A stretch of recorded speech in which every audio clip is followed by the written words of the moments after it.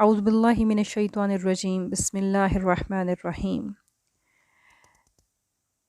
غزوہ بدر یوم الفرقان یعنی فیصلے کا دن۔ یہ معرکہ کفر و ایمان کا معرکہ تھا۔ اس میں آدمی نے اپنے چچا سے، باپ نے اپنے بیٹے سے، بھائی نے اپنے بھائی سے اور قرابت دار نے اپنے قریب ترین لوگوں سے جنگ کی۔ حضرت عمر رضی اللہ تعالیٰ عنہ نے اپنے ماموں عاص بن ہشام کو قتل کیا۔ حضرت ابوبکر صدیق رضی اللہ تعالیٰ عنہ نے اپنے بیٹے عبد الرحمن کا مقابلہ کیا، اور مسلمانوں نے نبی صلی اللہ علیہ وآلہ وسلم کے چچا حضرت عباس رضی اللہ تعالیٰ عنہ کو قید کیا۔ یوں قرابت کے تعلقات کٹ گئے۔ اللہ نے کلمہ ایمان کو کلمہ کفر پر بلندی عطا کی اور حق کو باطل سے جدا کر دیا۔ اسی لیے اس دن یعنی 17 رمضان المبارک کا نام یوم الفرقان پڑ گیا۔ فریقین کے مقتولین۔ اس معرکے میں 14 مسلمان شہید ہوئے، 6 مہاجرین اور 8 انصار۔ انہیں میدان بدر ہی میں سپرد خاک کر دیا گیا۔ ان کی قبریں اب بھی معروف ہیں۔ مشرکین کے 70 آدمی مارے گئے اور 70 قید ہوئے۔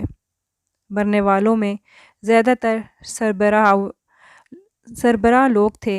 ان میں سے 24 سرداروں کے لاشیں کھینچ کر بدر کے ایک گندے اور ناپاک کنویں میں پھینک دیے گئے۔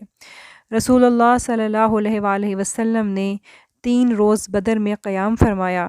اس کے بعد جب واپسی کے لیے تیار ہوئے تو اس کنویں کی منڈیر پر آ کر کھڑے ہو گئے اور ان سرداروں کا نام لے لے کر پکارا، اے فلاں کے بیٹے فلاں اور اے فلاں کے بیٹے فلاں، کیا تمہیں یہ بات اچھی لگتی ہے کہ تم نے اللہ اور اس کے رسول کی اطاعت کی ہوتی، کیونکہ ہم سے ہمارے رب نے جو وعدہ کیا تھا اسے ہم نے برحق پایا، تو کیا تم سے تمہارے رب نے یعنی تمہارے جھوٹے معبودوں نے جو وعدہ کیا تھا اسے تم نے برحق پایا ہے؟ حضرت عمر رضی اللہ تعالیٰ عنہ نے کہا، اللہ کے رسول، آپ ایسے جسموں سے کیا باتیں کر رہے ہیں جن میں روح ہی نہیں؟ آپ صلی اللہ علیہ وآلہ وسلم نے فرمایا، میں جو کچھ کہہ رہا ہوں اسے تم لوگ ان سے زیادہ نہیں سن رہے، لیکن یہ لوگ جواب نہیں دے سکتے۔ مکے میں شکست کی خبر بھاگنے والے مشرکین کے ذریعے سے پہنچی، جس سے انہیں بڑی ذلت اور رسوائی محسوس ہوئی، حتیٰ کہ انہوں نے مقتولین پر نوحہ گری سے روک دیا تاکہ مسلمان خوش نہ ہوں۔ لطف یہ ہوا کہ اسود بن مطلب کے 3 بیٹے مارے گئے۔ ان پر وہ نوحہ کرنا چاہتا تھا۔ اس نے ایک رات ایک نوحہ کرنے والی عورت کی آواز سنی تو سمجھا کہ اجازت مل گئی ہے۔ اس نے جھٹ اپنے غلام کو حقیقت معلوم کرنے کے لیے بھیجا۔ اس نے واپس آ کر بتایا کہ یہ عورت تو اپنے ایک گم شدہ اونٹ پر رو رہی ہے۔ اسود یہ سن کر اپنے آپ پر قابو نہ رکھ سکا اور بے اختیار پکار اٹھا، کیا وہ اس بات پر روتی ہے کہ اس کا اونٹ غائب ہو گیا اور اس پر بے خوابی نے اس کی نیند حرام کر رکھی ہے؟ تو اونٹ پر نہ رو بلکہ بدر پر رو جہاں قسمتیں پھوٹ گئیں۔ مزید چند اشعار کہے جن میں وہ اپنے بیٹوں پر آہ و فغاں کر رہا تھا۔ ادھر اہل مدینہ کی خوشخبری کے لیے رسول اللہ صلی اللہ علیہ وآلہ وسلم نے 2 قاصد روانہ فرمائے، ایک عبداللہ بن رواح بالائی مدینہ کی طرف اور دوسرے زید بن حارثہ زیریں مدینہ کی طرف روانہ ہوئے۔ اس دوران میں یہود نے جھوٹے پروپیگنڈے کر کے مدینے میں ہلچل مچا رکھی تھی، اس لیے جب فتح کی خبر پہنچی تو ہر طرف مسرت و شادمانی کی لہر دوڑ گئی۔ مدینے کے در و بام تہلیل و تکبیر کے نعروں سے گونج اٹھے اور سربراہ مسلمان رسول اللہ صلی اللہ علیہ وآلہ وسلم کو مبارکباد دینے کے لیے بدر کے راستے میں نکل پڑے۔ رسول اللہ صلی اللہ علیہ وآلہ وسلم نصرت الہی کا تاج پہنے مدینے کے لیے روانہ ہوئے۔ آپ کے ساتھ مال غنیمت اور قیدی بھی تھے۔ وادی صفرا کے قریب پہنچے تو تقسیم غنیمت کا حکم نازل ہوا، چنانچہ آپ نے خمس نکال کر باقی مال غنیمت غازیوں پر تقسیم فرما دیا۔ پھر وادی صفرا پہنچ کر نضر بن حارث کو قتل کرنے کا حکم دیا اور حضرت علی بن ابو طالب رضی اللہ تعالیٰ عنہ نے اس کی گردن اڑا دی۔ اس کے بعد ارکت النزیبہ پہنچے تو عقبہ بن ابی معید کو قتل کرنے کا حکم دیا اور حضرت عاصم بن ثابت انصاری رضی اللہ تعالیٰ عنہ نے اور کہا جاتا ہے کہ حضرت علی بن ابو طالب رضی اللہ تعالیٰ عنہ نے اس کی گردن مار دی۔ وہ سربراہ مسلمان جو رسول اللہ صلی اللہ علیہ وآلہ وسلم کو مبارکباد دینے کے لیے نکلے تھے، ان کے مقام روحہ میں آپ سے ملاقات ہوئی اور وہاں سے مدینہ تک انہوں نے آپ کی رفاقت و قیادت میں سفر طے کیا۔ اس طرح آپ مدینہ میں یوں منظر و منظور داخل ہوئے کہ ہر دشمن پر آپ کی دھاک بیٹھ چکی تھی، اور اس کی وجہ سے بہت سے لوگ حلقہ بگوش اسلام بھی ہوئے۔ اسی موقع پر عبداللہ بن ابی اور اس کے ساتھیوں نے بھی دکھاوے کے لیے اسلام قبول کیا۔ جب رسول اللہ صلی اللہ علیہ وآلہ وسلم مدینہ پہنچے تو آپ نے قیدیوں کے بارے میں مشورہ کیا۔ حضرت ابوبکر نے فدیہ لینے کی رائے دی اور حضرت عمر کی رائے یہ تھی کہ انہیں قتل کر دیا جائے۔ رسول اللہ صلی اللہ علیہ وآلہ وسلم نے فدیہ لینا طے کیا۔ یہ فدیہ 4000 سے 3000 اور کم از کم 1000 درہم تک تھا، اور ان قیدیوں میں سے جو لکھنا پڑھنا جانتے تھے، ان کا فدیہ یہ قرار دیا گیا کہ وہ 10 مسلمان بچوں کو لکھنا پڑھنا سکھا دیں۔ بعض قیدیوں پر احسان کیا گیا اور انہیں فدیہ لیے بغیر رہا کر دیا گیا۔ رسول اللہ صلی اللہ علیہ وآلہ وسلم کی صاحبزادی حضرت زینب رضی اللہ تعالیٰ عنہ نے اپنے شوہر ابو العاص کے فدیے میں جو مال بھیجا، اس میں ایک ہار بھی تھا۔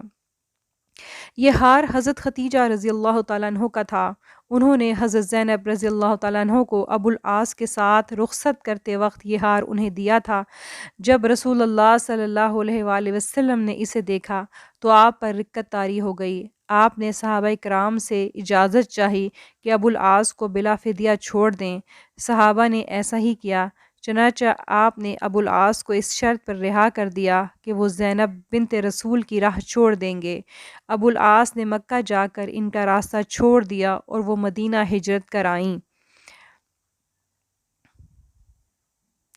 حضرت رقیہ رضی اللہ تعالیٰ عنہ کی وفات اور حضرت ام کلثوم رضی اللہ تعالیٰ عنہ سے عثمان رضی اللہ تعالیٰ عنہ کی شادی۔ نبی صلی اللہ علیہ وآلہ وسلم جس وقت غزوہ بدر کے لیے تشریف لے گئے تھے، آپ صلی اللہ علیہ وآلہ وسلم کی صاحبزادی حضرت رقیہ بیمار تھیں اور وہ حضرت عثمان کے عقد میں تھیں، لہٰذا آپ نے انہیں حکم دیا کہ ان کی تیمارداری کے لیے مدینہ ہی میں رہیں، تاہم انہیں بھی بدر میں حاضر ہونے والے کا اجر اور حصہ ملے گا۔ اسامہ بن زید کو بھی ان کی تیمارداری کے لیے روک دیا۔ حضرت رقیہ آپ کی واپسی سے پہلے ہی وفات پا گئیں۔ حضرت اسامہ بن زید رضی اللہ تعالیٰ عنہ کا بیان ہے کہ ہمارے پاس فتح کی خوشخبری اس وقت پہنچی جب ہم رسول اللہ صلی اللہ علیہ وآلہ وسلم کی صاحبزادی حضرت رقیہ پر مٹی برابر کر چکے تھے، اور جب رسول اللہ صلی اللہ علیہ وآلہ وسلم مدینہ پہنچ کر مطمئن ہو چکے تو آپ نے اپنی دوسری صاحبزادی حضرت ام کلثوم رضی اللہ تعالیٰ عنہ کی شادی حضرت عثمان سے کر دی۔ اس لیے حضرت عثمان کو ذو النورین یعنی دو نور والا کہا جاتا ہے۔ حضرت ام کلثوم نے ان کے عقد میں رہتے ہوئے شعبان 9 ہجری میں وفات پائی اور بقیع میں مدفن ہوئیں۔ غزوہ بدر کے بعد کچھ واقعات اس طرح سے رونما ہوئے کہ اللہ تعالیٰ نے مسلمانوں کو جو اعزاز بخشا، مشرکین کے لیے وہ خاصا تکلیف دہ تھا، چنانچہ انہوں نے ایسی تدبیریں سوچنی شروع کر دیں جن کے ذریعے سے مسلمانوں کو نقصان پہنچا سکیں اور ان سے انتقام لے سکیں۔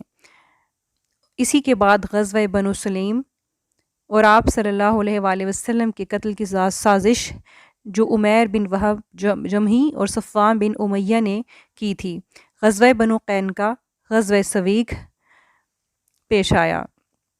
غزوہ بنو قینقاع، اس میں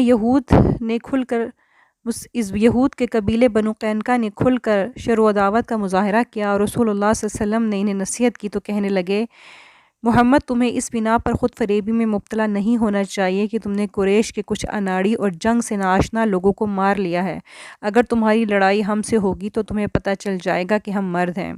رسول اللہ صلی اللہ علیہ وآلہ وسلم نے اس جواب پر صبر فرمایا اور اس سے ان کی جرت اور بڑھ گئی اور انہوں نے اپنے بازار میں ہنگامہ برپا کر دیا جس میں ایک مسلمان اور ایک یہودی مارا گیا۔ اب رسول اللہ صلی اللہ علیہ وآلہ وسلم نے ان کا محاصرہ فرمایا۔ یہ نصف شوال 2 ہجری ہفتے کا دن تھا۔